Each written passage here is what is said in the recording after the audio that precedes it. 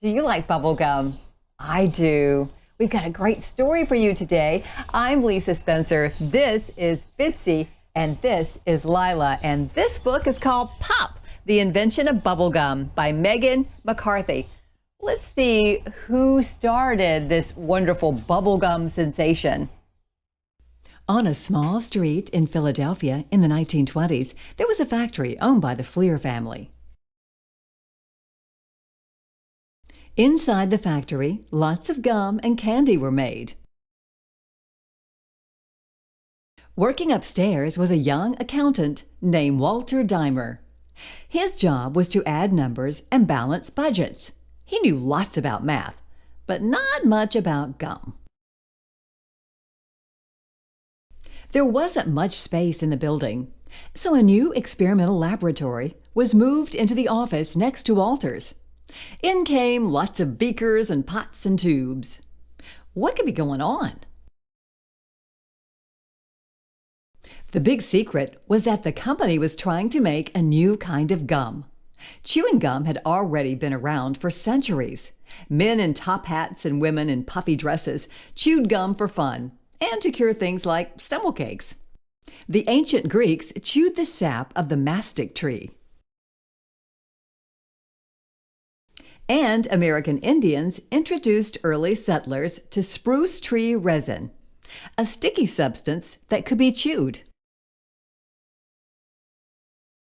Ho-hum, gum wasn't that exciting. But what if gum chewers could blow bubbles? Now that would be something, a world full of bubble gum blowers. Every day, Walter watched what went on inside the laboratory. There wasn't much progress. One day his boss gestured toward one of the kettles containing a gum experiment and said, "Watch that, will you?"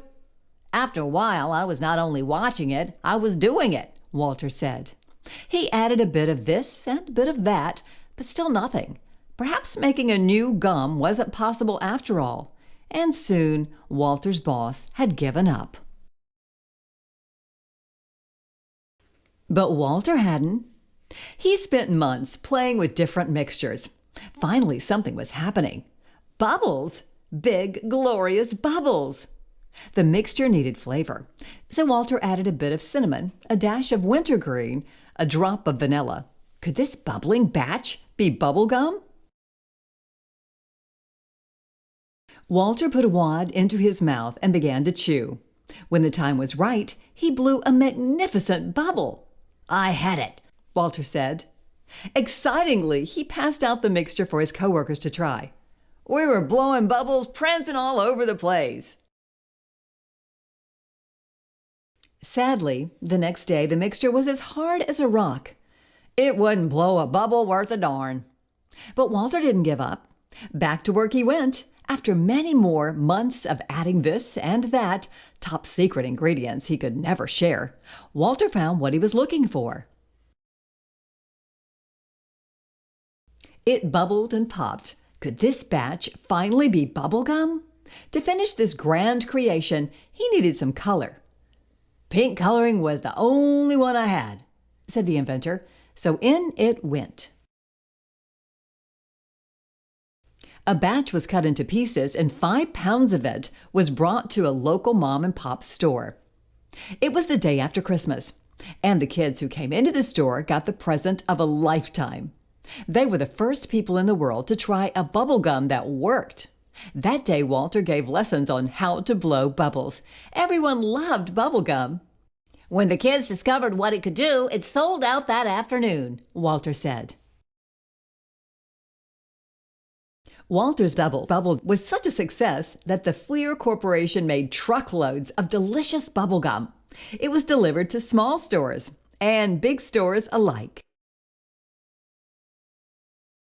After being promoted to vice president and then later retiring from Fleer, Walter enjoyed the rest of his life in a relaxed manner. He was known to ride around on a giant tricycle and liked to invite the neighborhood kids over for, what else? Gum blowing contest. Walter Dimer never got rich for his invention, but he didn't seem to mind. "I've done something with my life," he said. I make kids happy around the world. Well, there you have it. Walter Dimer invented bubblegum. Can you blow a bubble? I've never been very good at it. Thank you for joining us today for Storytime on the Back Porch. You can read a story with us anytime. Just be sure and subscribe to our YouTube channel.